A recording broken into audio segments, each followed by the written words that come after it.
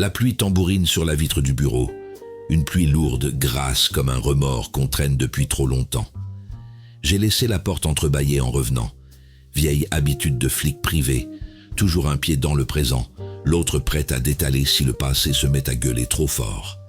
La semaine dernière, j'avais les mains plongées dans une drôle d'affaire. Une histoire de couple, de remords et de faux pas. Celle qui n'était plus, de Boileau et Narcejac. Une descente en apnée dans la culpabilité, avec un parfum d'eau trouble et de miroirs fêlés. Un truc où personne n'était vraiment net, même pas les reflets. Un épisode qui sentait les vieilles trahisons et les odeurs de cuisine froide d'un dimanche soir où plus rien n'a de goût.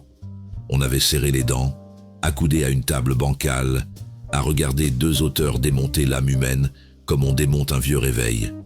Et à la fin, on se retrouvait avec des ressorts partout et plus aucune certitude. Aujourd'hui, inutile d'espérer un récupératif ou un rayon de soleil. On replonge. Mais pas dans les caniveaux parisiens, non. Cette fois, la fange, c'est la neige elle-même. Pas la belle poudre blanche qui fait rêver les mômes et les vitrines de Noël. Non, une neige crasseuse piétinée par des semelles trop lourdes, imbibée de mensonges, de sang, de petites trahisons ordinaires. On attaque un os dur. La neige était sale, de Georges Simenon, 1948. Un livre qui ne laisse aucun échappatoire. Simenon, faut le prendre avec des gants de cuir, sinon il vous broie les phalanges. Et ce roman-là, c'est peut-être l'un de ses plus noirs. Un truc qui gratte sous la peau, une descente lente, précise, clinique, dans la tête d'un sale gosse qui court après la mort, comme d'autres courent après les filles. Alors installez-vous. L'affaire va durer. Et contrairement à ce que promet le calendrier ici, la neige ne recouvre rien. Elle dévoile tout. Avant de mettre les pieds dans ce roman, faut comprendre dans quel monde on s'avance. Et crois-moi, ce n'est pas une promenade dans un Paris de cartes postales, avec gargouilles souriantes et zinc rutilant. Non, avec Simenon, surtout celui-là, on n'est jamais dans la lumière. On marche dans le gris et encore, c'est les bons jours. 1948. Une année où l'Europe se tenait encore debout par miracle. Les murs avaient cessé de trembler, mais les consciences, elles, n'étaient pas prêtes à retrouver le sommeil. Les villes reconstruisaient leurs façades, mais sous le crépi frais, ça empestait encore la peur, la faim, les dénonciations, les compromissions. Il y avait comme un courant d'air amer qui soufflait sur le continent, un truc qui faisait claquer les volets même quand il n'y avait pas de vent. C'est dans ce terreau-là que Simenon plante son histoire. Et Simenon, tu le connais, il n'explique rien, il ne justifie rien. Il montre, il observe.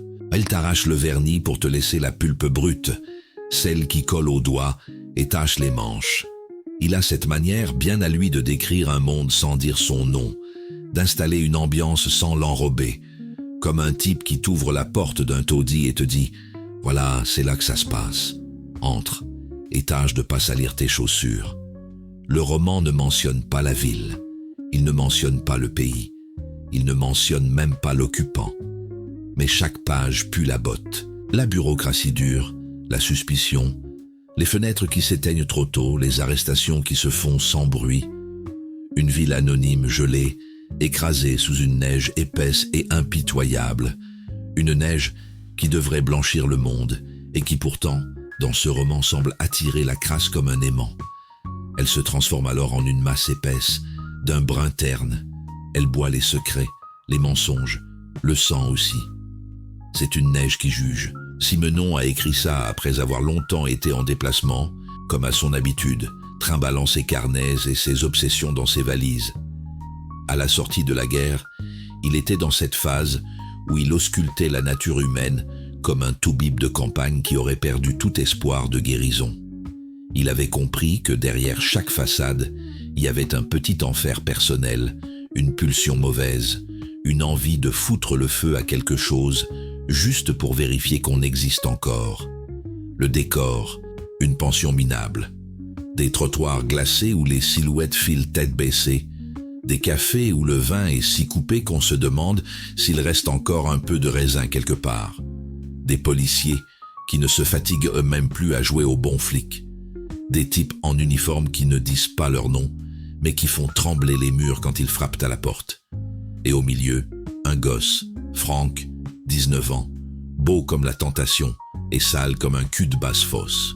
On comprend vite que le roman ne se passe pas dans un pays libre, mais Simenon s'en moque.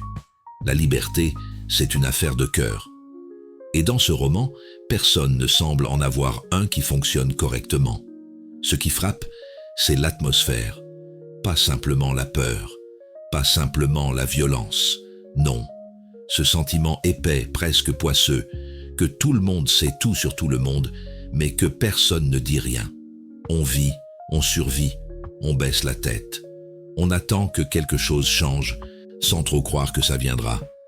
C'est la grande spécialité de Simenon, créer un univers sans date, sans adresse, mais qui sent la vérité à plein nez. Comme si chaque brique avait été posée avec un souvenir, comme si chaque page portait les traces d'un passé qu'on préfère oublier. Il a connu la guerre, oui, les déplacements, les contrôles, la peur sourde. Et il a tout distillé dans cette ville imaginaire où la neige ne recouvre pas les fautes, elle les révèle. Voilà le décor, pas de lampadaire romantique, pas de cheminée qui crépite. Juste une ville frigorifiée, un peuple qui survit dans des chambres où l'air se renouvelle moins que les illusions, et un jeune type qui marche là-dedans comme un prince sans royaume, sans avenir, sans excuses. Et Simenon, le vieux renard, sait bien que dans un décor pareil, le moindre geste, la moindre respiration peut faire basculer un destin. Il lui suffit d'une peau de banane psychologique pour faire chuter un personnage. Dans La neige était sale, cette peau de banane, c'est la ville elle-même. Dès les premières pages de La neige était sale, Simenon plonge le lecteur dans une atmosphère oppressante, où la ville, figée sous une neige omniprésente, semble étouffer ses habitants sous le poids d'une culpabilité diffuse. L'intrigue ne se construit pas autour d'une mécanique policière minutieuse, mais autour d'une faille, d'une fissure intime, qui traverse chaque personnage et qui s'incarne principalement en Frank. Ici, la tension ne naît pas de la recherche de la vérité, mais de la lente dérive d'un être vers sa propre nuit. La neige, métaphore filée de la corruption morale. La neige, omniprésente, n'est pas qu'un simple décor. Elle s'impose comme une métaphore filée de la corruption morale qui ronge la ville et ses habitants. Blancheur trompeuse, elle recouvre les rues et les consciences d'un voile d'innocence factice, mais se salit inexorablement au contact des pas, révélant la souillure là où l'on aurait attendu la pureté. À mesure que Frank s'enfonce dans la transgression, la neige devient le reflet de sa propre déchéance. La neige, en se salissant de son passage, devient le miroir symbolique de son âme. Elle agit comme un révélateur. Loin d'effacer les fautes, elle les expose, les rend visibles, les fige dans un froid implacable. Ainsi, la neige incarne à la fois l'illusion de la rédemption et l'impossibilité d'y accéder dans un monde où tout est déjà souillé. Sur le plan symbolique, la neige fonctionne comme un prisme à travers lequel se lisent les thèmes majeurs du roman. La perte de l'innocence, la contamination du mal, la solitude glaciale de l'individu face à ses choix. Elle structure également la perception du temps et de l'espace, enfermant les personnages dans une temporalité suspendue, presque irréelle. Simenon privilégie une narration resserrée, à hauteur d'homme, qui épouse la trajectoire psychologique de Frank. La structure du roman, construite en crescendo, épouse la montée du désir de transgression, de la tentation à l'acte, puis de l'acte à la hantise des conséquences. Le récit progresse par petites touches, sans accélération spectaculaire, mais avec une continuité implacable qui distille une tension froide, presque clinique. Les phrases courtes, le style dépouillé renforcent cette impression d'étouffement progressif. Ici, chaque geste, chaque silence, chaque regard compte, et la catastrophe semble inéluctable. Cette structure narrative participe à l'effet d'inéluctabilité qui caractérise le roman. Plutôt que de multiplier les rebondissements, Simenon installe une atmosphère de fatalité où la chute de Franck apparaît comme la conséquence logique d'un engrenage intérieur autant que d'un contexte social délétère. L'intrigue sert ainsi moins à élucider un crime qu'à explorer les mécanismes de la dérive morale. Franck, entre noirceur et éclat d'humanité.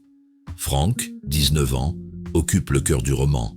Son apparence insolente, son sourire de défi, son regard de prédateur trahissent une violence latente, mais Simenon ne le réduit jamais à une simple figure du mal. Par instants, des failles apparaissent, un geste de tendresse maladroite envers Sissi, une hésitation face à la misère de sa mère, un moment de doute après l'irréparable. Ces éclats de vulnérabilité rappellent que Franck n'est pas totalement dénué d'humanité. Il est aussi le produit d'un environnement déréglé, d'une absence paternelle, d'une enfance marquée par la honte et la solitude. Franck incarne la question centrale du roman. Jusqu'où l'homme est-il libre de choisir le mal? Et dans quelle mesure la société, la famille? Son personnage interroge la frontière entre responsabilité individuelle et déterminisme social. Capel, la machine broyée. Capel, le policier, apparaît d'abord comme l'incarnation de la froideur institutionnelle, de la rigueur sans émotion. Mais derrière l'uniforme et les talons qui claquent, Simenon laisse affleurer les signes d'un homme usé, fatigué par un système qui l'a privé de toute illusion. Capel ne hait pas Franck, il le comprend. Peut-être même le plaint-il secrètement, car lui aussi a été broyé par la ville et la routine de la violence. Sur le plan fonctionnel, Capel représente la figure du contrôle social, mais aussi les limites de ce contrôle face à la montée de la moralité. Il incarne la faillite des institutions à endiguer le mal, quand elles-mêmes participent à sa propagation. La mère, pardon et résignation.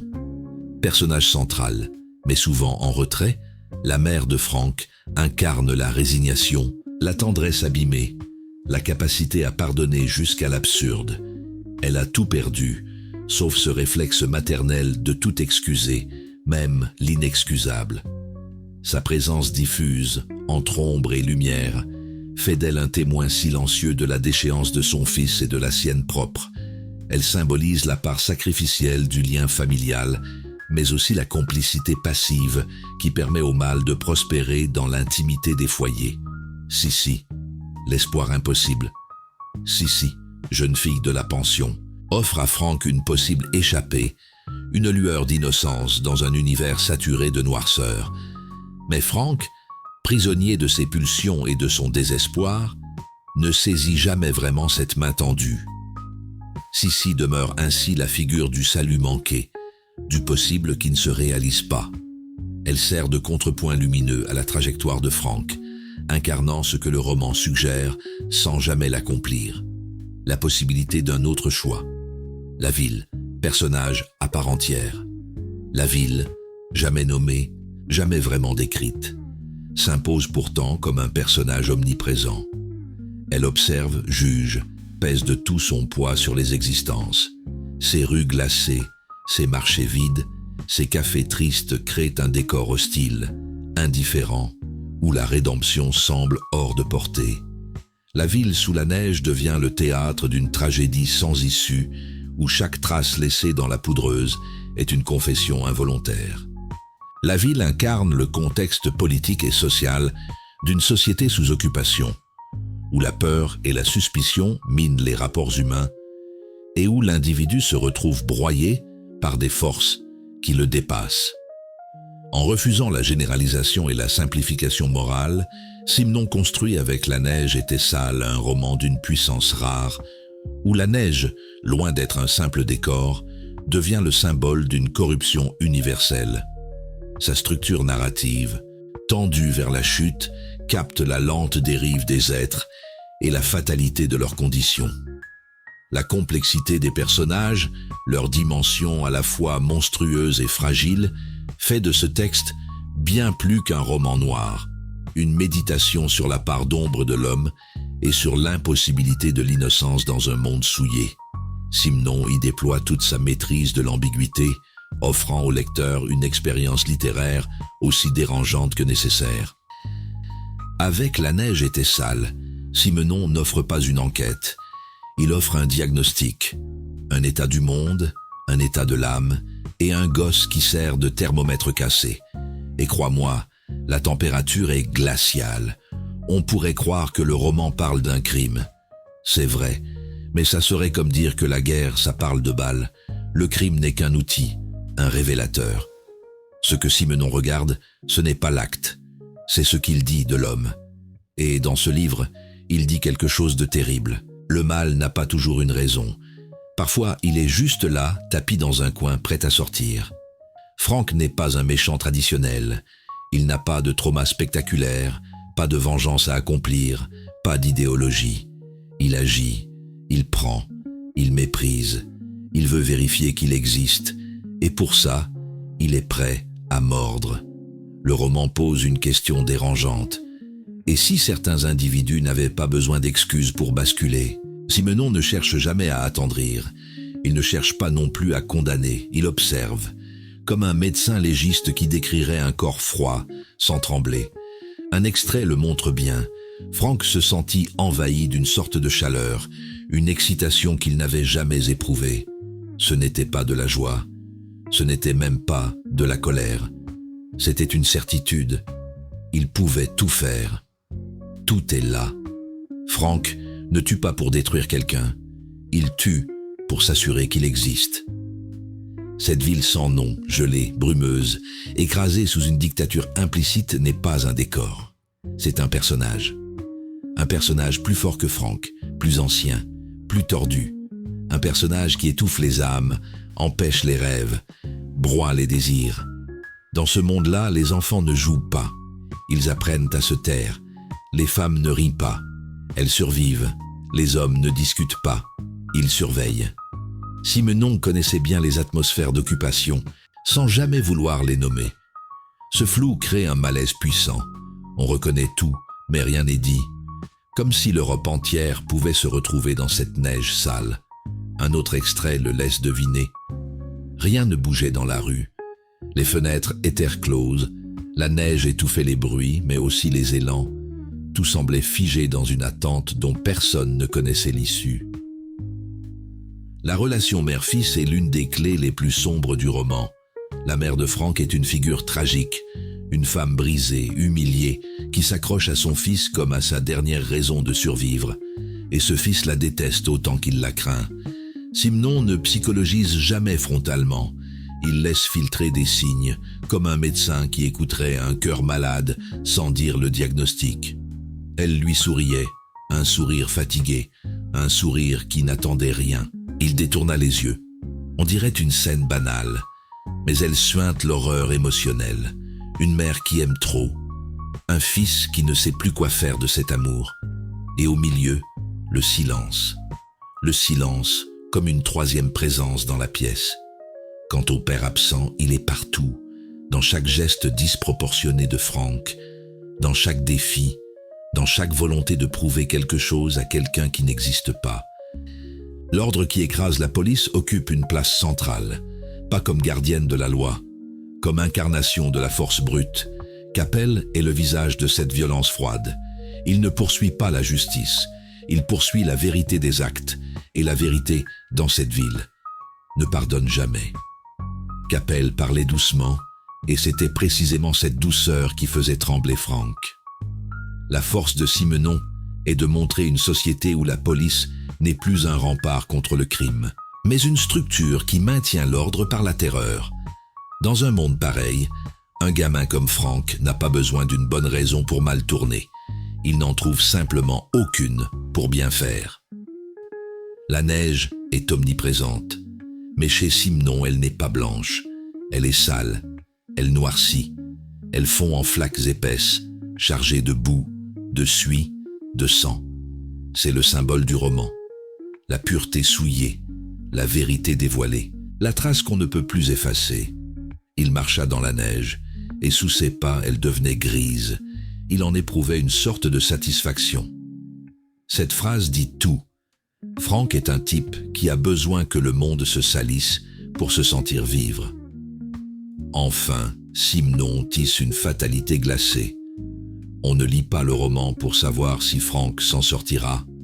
On lit pour découvrir comment il ne s'en sortira pas.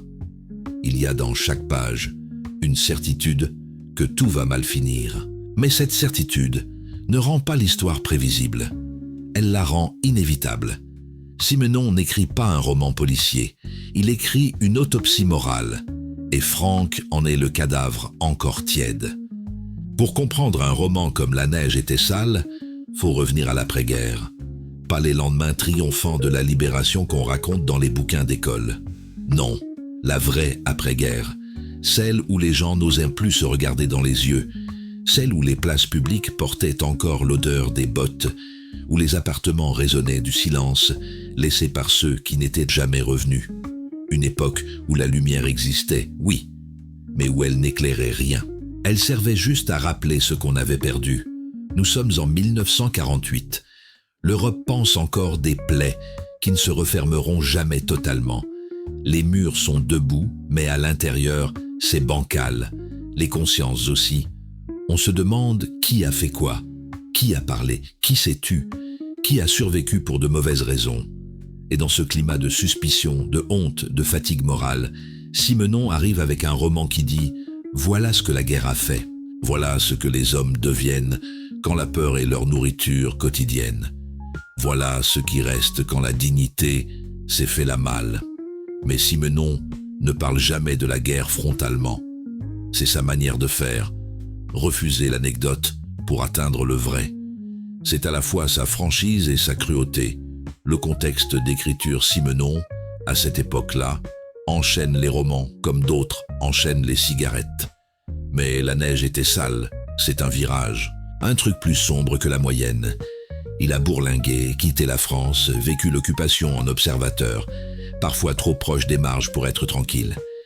Il a été accusé de collaboration intellectuelle, à tort ou à raison, et a voulu repartir de zéro, nettoyer son image, comprendre ce qu'il avait vécu, ce que les autres avaient vécu. On sent dans ce roman une expiation muette, un homme qui dit sans le dire « On a tous été un peu sales, à notre façon ». À l'époque où il écrit ce livre, il se tient à distance du monde littéraire parisien. Il vit comme un nomade, changeant de ville comme on change de chemise. Et quand il se pose pour écrire, il taille dans le vif. Il évite la grandiloquence, refuse la morale, mais pas l'humanité. Et cette humanité est ici ravagée, bousillée, glacée. Quand le roman sort, les critiques sont mal à l'aise, le public aussi. On sort tout juste des procès, des règlements de compte, des bilans incomplets. Tout le monde voulait passer à autre chose. Simenon, lui, leur tend une glace crasseuse. Forcément, ça coince. Certains saluent un chef-d'œuvre de noirceur, un roman sans concession, un scalpel littéraire. D'autres accusent Simenon d'être cynique, de se complaire dans la boue humaine. Comme si regarder la saleté était une faute, et pas un geste de lucidité. Mais le livre fait son chemin, et un chemin solide. Les lecteurs, au fil du temps, comprennent que ce roman n'est pas gratuit. Il est nécessaire. Une sorte d'antidote à la mythologie confortable d'après-guerre. Une piqûre de rappel. Aucune époque n'est innocente. Le roman, dans la postérité, avec les décennies, La neige était sale est devenue une pièce maîtresse du Simenon dur. Pas du Maigret, pas du feuilleton populaire, non. Du Simenon existentiel. Celui qui regarde l'espèce humaine droit dans les yeux et lui dit « Vous vous croyez meilleur que Franck ? Vous êtes sûr ?» Des générations d'écrivains noirs ont reconnu l'influence du roman. Cette manière de créer un personnage antipathique mais fascinant devait beaucoup à ce Franck-là. Et cette ville fantôme, figée par la neige sale, a inspiré tout un pan du roman noir européen, une noirceur sans folklore, sans coup d'éclat, sans héros. Le roman sera adapté au cinéma en 1952 par Louis Saslavski, avec Bernard Blier dans un rôle secondaire. Le film, fidèle à l'esprit du livre, plonge dans cette neige grise et dans cette ambiance de ville occupée. Mais l'adaptation restera confidentielle, porté par son audace mais écrasé par l'inconfort du sujet. Une adaptation théâtrale existe aussi, rarement rejouée, trop sombre, trop dense, trop vraie. Et c'est logique. La neige était sale n'est pas un roman visuel, c'est un roman viscéral. La caméra capte la surface. Simenon, lui, capte la moelle. Le roman résonne aujourd'hui comme il résonnait hier, peut-être même plus fort. Parce qu'on vit à une époque où la violence n'a plus besoin d'uniforme pour circuler, où la moralité se porte comme un costume 3 pièces, où les jeunes Frank se multiplient, attirés par les fausses lumières et les vraies ombres. Ce qui frappe en relisant ce roman aujourd'hui, c'est sa modernité. On comprend que le mal peut naître dans la banalité, qu'un gosse peut basculer sans grand drame, qu'un monde gelé par la peur engendre des monstres froids. Ce n'est pas un roman historique, c'est un roman d'actualité permanente. Ce que dit ce livre, c'est ceci. La noirceur ne disparaît jamais. Elle attend juste la bonne saison. Et chez Simenon, la saison, c'est l'hiver. On raconte que Simenon, en écrivant ce roman, se parlait à voix haute, comme pour donner forme aux ombres qu'il voyait passer dans son esprit. Il marchait dans la pièce, revenait à la table, notait une phrase, puis repartait, comme s'il suivait Franck dans la neige, un pas derrière lui, comme s'il reconnaissait dans ce gamin un fragment de l'époque qui venait de finir, ou un fragment de lui-même. La légende dit aussi qu'il aurait pensé un moment faire de Franck un personnage récurrent, mais il a renoncé, trop noir, trop brûlant, trop vrai, et les grands auteurs savent reconnaître quand un monstre doit rester unique. Il y a des romans qui vous accompagnent comme des souvenirs, d'autres comme des cauchemars, et puis il y a ceux, plus rares, qui se plantent dans votre cervelle comme une écharde qu'on ne pourra jamais retirer sans saigner. La neige était sale, c'est de cette catégorie-là. Pas un roman qu'on aime, pas un roman qu'on recommande avec le sourire, un roman qu'on respecte, parce qu'il regarde l'humanité droit dans les yeux et qu'il ne cligne pas. On pourrait passer des heures à parler de la technique de Simenon, de sa façon d'écrire court, sec, précis, de sa capacité à faire exister un personnage en 3 gestes, une ville en 2 adjectifs, une atmosphère en un simple courant d'air. On pourrait évoquer la virtuosité, le scalpel, le sens inné de la pulsation intérieure, mais ce serait manquer le vrai point. Simenon, ici, ne raconte pas une histoire. Il raconte nous dans nos failles, nos lâchetés, nos peurs, nos illusions. Et c'est ça qui dérange, parce que Franck, ce gamin perdu, amoral, violent, n'est pas seulement l'enfant d'une mère brisée ou d'une époque infectée par la peur. Il est aussi l'enfant d'un monde où les repères ont fondu comme neige au soleil. Un monde où les adultes n'ont plus rien à transmettre. Un monde où la morale est devenue un luxe, un bibelot qu'on met dans une vitrine et qu'on n'utilise plus jamais. Franck n'est pas un monstre. C'est ça le vrai scandale du roman. Il est le produit logique d'un contexte illogique. Une conséquence, pas une anomalie. Et c'est en cela que le livre glace le lecteur. Il force à regarder une question qu'on préfère laisser sous le tapis. À savoir, que devient un jeune homme quand on lui retire tous les points cardinaux? Dans un monde stable, Franck serait peut-être un sale gosse parmi d'autres. Dans un monde brisé, il devient une bombe. Et Simenon, lucide jusqu'à la douleur, montre que la bombe n'explose pas toujours pour des raisons spectaculaires. Elle explose souvent parce qu'elle ne sait pas quoi faire d'elle-même. Ce roman parle de responsabilité, pas de la responsabilité pénale, pas de celle qu'on inscrit dans les journaux. Non, la responsabilité essentielle, celle qu'a une époque sur les individus qu'elle fabrique. Chaque personnage secondaire est une pièce du puzzle moral. La mère, trop fatiguée pour tenir debout. Holst, trop prudent pour dire la vérité. Capel, trop habitué à la noirceur pour encore distinguer le juste de l'inéluctable. Sissi, trop fragile pour être un repère. Personne ne tend la main à Franck, mais personne ne la lui retire non plus. C'est l'indifférence, plus que la brutalité, qui le pousse dans le vide. Et là réside le génie cruel du roman. Ce n'est pas la violence visible qui détruit, c'est la glace qui gèle les relations humaines. C'est la neige qui étouffe les sons. C'est le silence, surtout le silence, qui creuse un trou dans les gens.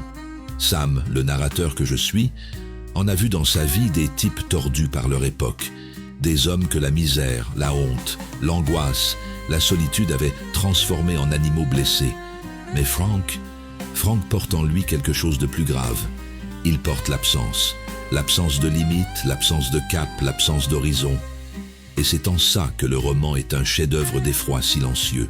Pas par son crime, par sa logique interne. Simenon nous rappelle que le mal, souvent, n'a pas besoin d'intention pour naître. Il se nourrit du froid dans les maisons, des mains qui ne se serrent plus, des regards qui se détournent, des villes où la peur est devenue une deuxième météo. Dans la dernière partie du livre, sans rien dévoiler, une vérité s'impose. La neige n'est pas sale parce que les hommes passent. Elle est sale parce que les hommes ne savent plus où ils vont. Mon verdict? Simple. C'est un roman qu'on encaisse comme un coup de poing. Un roman qu'on ne lit pas pour se divertir, mais pour se souvenir. Se souvenir que la ligne qui sépare l'ordre du chaos est plus fine qu'un cheveu de gamin. Se souvenir qu'une société qui cesse de tendre la main fabrique ses propres fantômes. Se souvenir surtout que le vrai danger n'est pas dans les monstres extraordinaires, mais dans les gosses ordinaires qu'on laisse dériver. Simenon signe ici l'un de ses ouvrages les plus tranchants. Un livre qui ne cherche pas la rédemption. Un livre qui n'offre aucune fuite. Un livre qui pose une question terrible. Et toi, lecteur, que ferais-tu si ton monde commençait à ressembler à cette ville? Dans ce roman, personne n'est innocent. Certains l'assument, d'autres l'ignorent. Mais tous marchent dans la neige. Et cette neige-là, elle garde les empreintes. Voilà, on a fait le tour de la neige. Et tu peux le dire sans trembler, il n'y avait rien de blanc là-dedans. Juste des traces, des chutes, et ce drôle de reflet mat qui s'accroche aux vitres quand le monde va foutrement mal. La neige était sale. C'est un roman qu'on ne ferme jamais complètement. On le referme physiquement, oui, mais il reste ouvert dans un coin du crâne. Il continue de marcher, comme Frank marchait dans les rues de sa ville, laissant derrière lui un sillage brun dans la poudreuse. Simenon n'a pas écrit une histoire, il a écrit un courant d'air froid, un truc qui passe sous la porte même quand on croit avoir tout calfeutré. C'était Sam, pour Chronique Noire. Partagez, abonnez-vous et restez à l'écoute. Mais attends, avant de fermer boutique, je vais quand même te souffler un petit quelque chose. Une brise, un parfum, un mouvement d'ombre sur un mur éclairé. Vendredi, on quitte les trottoirs glacés. On s'en va dans une salle obscure où les silhouettes bougent vite, très vite, trop vite. Là-bas, il y aura deux regards qui se croisent comme deux lames. Il y aura une histoire de poudre, de vitesse, de gestes qui veulent dire plus que 1000 mots.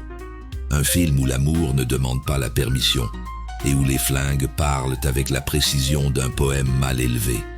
Une cavale à deux voix, un parfum de danger sucré, un feu qui brûle en roulant. Pas de neige, cette fois, mais ça va chauffer, très fort. Et pour certains, trop fort. On s'y retrouvera, dans la lumière tremblante du projecteur, là où les ombres cavalent plus vite que les regrets.